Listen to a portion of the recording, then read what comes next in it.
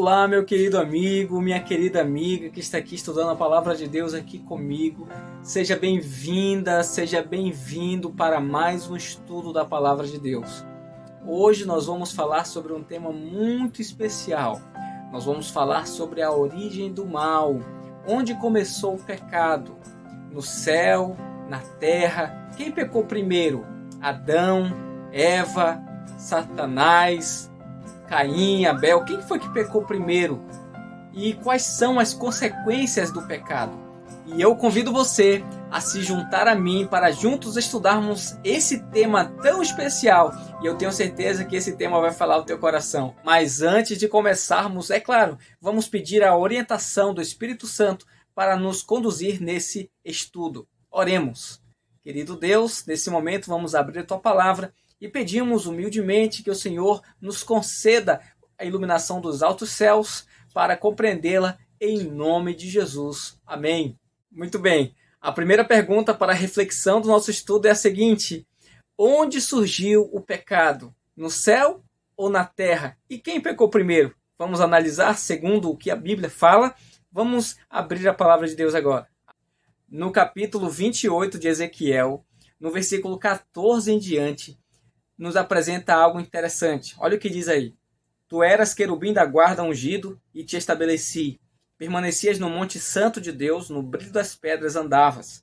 Perfeito eras nos teus caminhos, desde o dia em que foste criado, até que se achou iniquidade em ti. Na multiplicação do teu comércio, se encheu o teu interior de violência, e pecaste, pelo que te lançarei profanado fora do monte de Deus, e te farei perecer, ó querubim da guarda, em meio ao brilho das pedras. A maioria dos teólogos, estudantes da palavra de Deus, concordam que esse texto ele se refere ao próprio Satanás. Tanto os teólogos católicos, quanto teólogos evangélicos, protestantes, adventistas, todos eles, a maioria deles, concordam que esse texto fala sobre Satanás. E esse texto aqui apresenta Satanás no céu. Ele ainda era um querubim da guarda ungido lá no céu. E foi justamente lá no céu que começou o pecado, segundo aqui o texto de Ezequiel.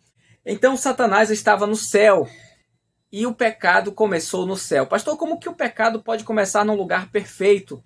Essa é uma resposta que só Deus vai poder nos dar lá no céu. Porque segundo Deuteronômio, capítulo 29, versículo 29, as coisas encobertas pertencem somente a Deus e não a nós. Porém, as coisas descobertas pertencem a nós e aos nossos filhos. Então, essa é uma coisa que nós não temos revelação em nenhum lugar.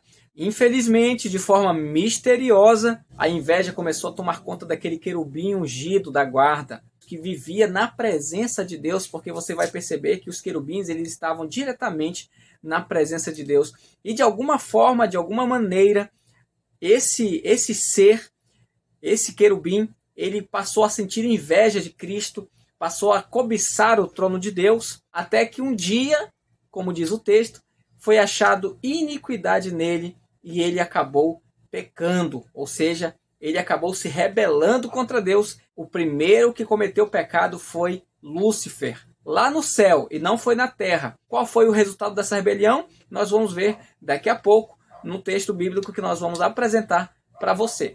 Qual foi os pecados que Satanás cometeu? Acompanhe comigo o que diz em Isaías capítulo 14, versículo 12, 13 e 14. A minha Bíblia diz e a sua confirma. Como caíste do céu, ó estrela da manhã, filho da alva, como foste lançado por terra, tu que debilitavas as nações. Agora começa aqui falando sobre o pecado. Olha só o que ele fala aqui, ó.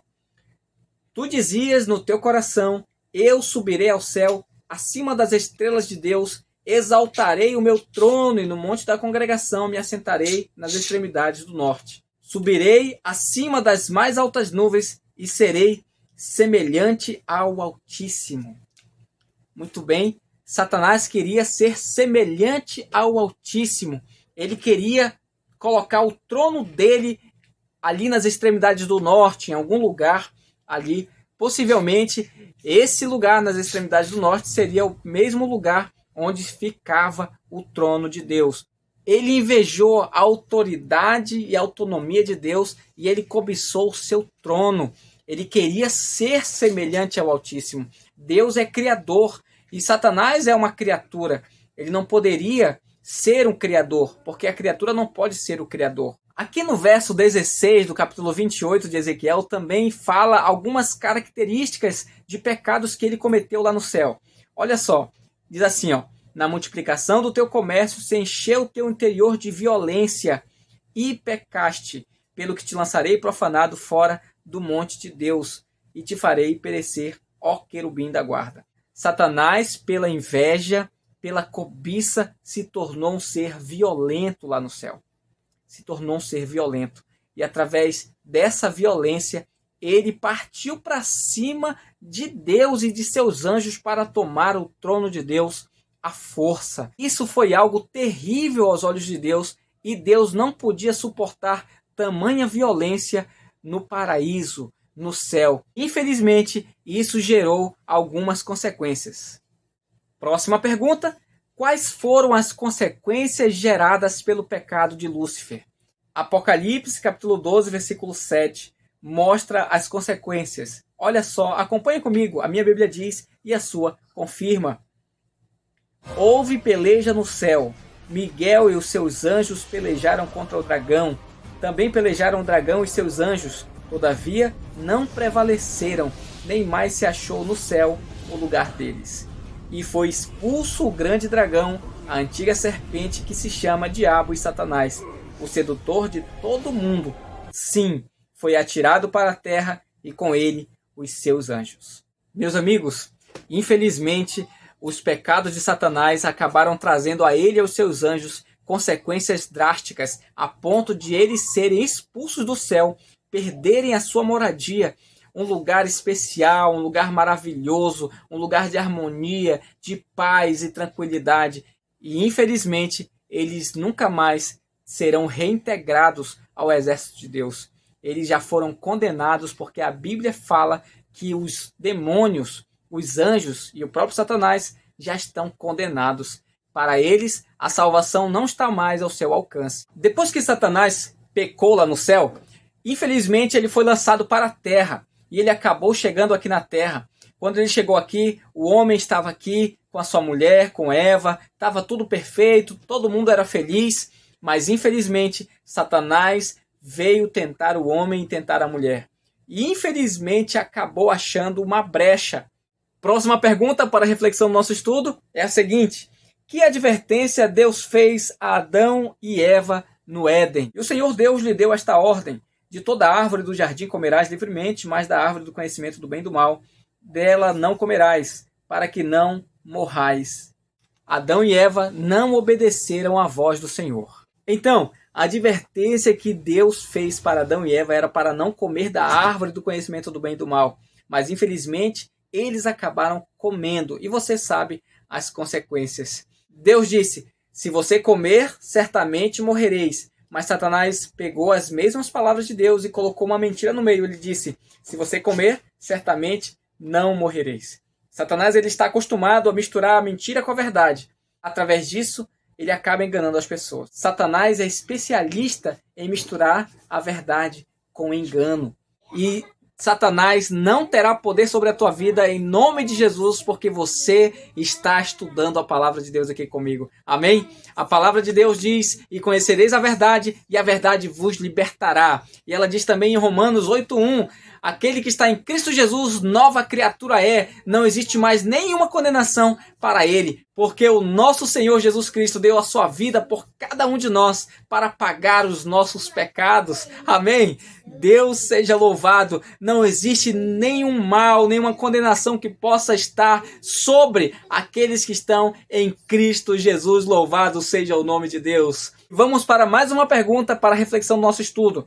Que certeza Deus transmitiu a Adão e Eva quando eles pecaram? Deus deu uma certeza para eles, algo especial. Deus foi lá e prometeu algo especial para eles. A minha Bíblia diz e a sua confirma: porém inimizade entre ti e a mulher, entre a tua descendência e o seu descendente. Esse te ferirá a cabeça e tu lhe ferirás o calcanhar. Nós acreditamos que esse texto é uma profecia messiânica, que estava profetizando a vinda do Messias, que ia pisar na cabeça da serpente. Essa profecia se cumpriu de fato. Quando Jesus morreu na cruz, ele pisou na cabeça da serpente, na cabeça do diabo, e ele derrotou o diabo na cruz e venceu. Venceu por mim e venceu por você. Louvado seja o nome de Jesus, porque ele te deu a vitória lá na cruz, quando ele morreu para pagar os teus e os meus pecados, cumprindo a profecia de Gênesis 3,15, que um dia ele viria para esmagar a cabeça da serpente.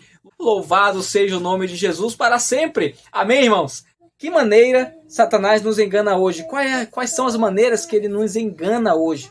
A minha Bíblia diz, e a sua confirma. Porque surgirão falsos cristos e falsos profetas, operando grandes sinais e prodígios para enganar, se possível, os próprios eleitos. Satanás, ele se disfarça por aí, fazendo prodígios, fazendo grandes sinais e enganando as pessoas, misturando a verdade com a mentira.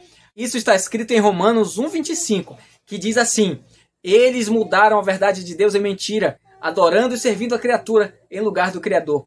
Tá vendo aí? A palavra de Deus vem dizendo, vem nos mostrando que Satanás está acostumado, é um especialista, na verdade, a misturar a verdade com o erro e acaba enganando as pessoas. E não é de admirar, porque o próprio Satanás se transforma em anjo de luz. Não é muito, pois, que os seus próprios ministros se transformem em ministros de justiça, e o fim deles será conforme as suas obras. Você conseguiu entender aí que o próprio Satanás se transforma em anjo de luz e os seus ministros se transformam em ministros de justiça, ou seja, existem muitos pastores, muitos bispos, muitos padres, muitas pessoas por aí que estão pregando o erro e eles estão sendo instruídos pelo próprio Satanás. É o que diz a palavra de Deus. A palavra de Deus é clara. Existem muitas pessoas por aí, ministros, enganando as pessoas porque foram também enganados por ele. E é dessa forma que ele engana muitas pessoas. Mas em nome de Jesus, ele não vai enganar você, porque você está seguro na palavra de Deus. Amém? Para finalizar o nosso estudo de hoje, a pergunta é: como podemos vencer Satanás? Qual é a arma principal para vencermos o diabo? Você quer conhecer qual é a arma principal? Você quer saber qual é a arma principal para vencer as tentações, para vencer Satanás e ser vitorioso neste grande conflito entre o mal e o bem? Vamos ver o que está escrito aqui em Mateus capítulo 4, versículo 1 em diante. A seguir, foi Jesus levado pelo Espírito ao deserto e foi tentado pelo diabo. E depois de jejuar 40 dias e 40 noites, teve fome. Então o tentador se aproximou e lhe disse: se és filho de Deus, manda que estas pedras se transformem em pães. Jesus, porém, respondeu: está escrito, nem só de pão viverá o homem, mas de toda palavra que procede da boca de Deus. Você conseguiu encontrar no texto a arma principal para vencer Satanás? Na verdade, são três. É um conjunto aqui. É um conjunto para formar a principal arma para vencer Satanás. Muito bem. O primeiro item que compõe o conjunto que forma a arma principal, sabe qual é? É o jejum. Você precisa jejuar. Amém? O segundo é a oração. A oração é importantíssima para vencer Satanás. E o terceiro, você viu aqui que Jesus respondeu sempre como está escrito. Amém? Logo, nós entendemos que o estudo da palavra é importantíssimo para vencer a tentação. Então nós temos aqui jejum, oração e estudo da palavra. Se você juntar tudo isso, você vai ter, sabe o quê? A fé. Amém? Se você juntar o estudo, o jejum e a oração, você vai adquirir a fé para vencer o mundo. Amém? Então a principal arma para vencer Satanás é a fé. Mas você só consegue adquirir a fé através do jejum, da oração e do estudo da palavra. Porque foi com isso que Jesus venceu a tentação de Satanás. Satanás procurou todos os pontos fracos de Jesus, mas Jesus venceu a ele em todos eles. Glórias nas alturas ao nosso Deus soberano. Amém? Louvado seja Deus, porque ele usou o jejum, a oração e o estudo da palavra para alcançar a fé e vencer Satanás em todas as coisas. E assim como Jesus venceu Satanás em todas as coisas, você também pode vencê-lo, você também pode derrotá-lo. Por isso eu te convido a buscar a Jesus através do estudo da palavra, através da oração e através do jejum também. Isso vai fortalecer a tua fé, isso vai fortalecer o teu intelecto e você vai alcançar a fé para crer em Jesus nas horas das dificuldades, nas horas de tribulações. Querido amigo, querida amiga que está aqui estudando a palavra de Deus comigo, eu quero dizer que Satanás ele pode até tentar afligir você através das suas fraquezas. Ele pode até tentar derrubar você através das suas fraquezas. Mas Jesus está com você e não vai permitir que você caia. E se você cair, Ele estará do seu lado para levantar você em nome de Jesus. Amém? Eu gostaria que você pudesse acreditar nessas palavras, porque essas palavras não são minhas, essas palavras são as palavras de Jesus. Ele diz em sua palavra: eis que estou à porta e bato. Se alguém ouvir a minha voz e abrir a porta do seu coração, entrarei em sua casa e festejarei com ele e ele comigo. Louvado seja o nome de Deus. Que Deus abençoe grandemente você. E eu espero você no próximo estudo.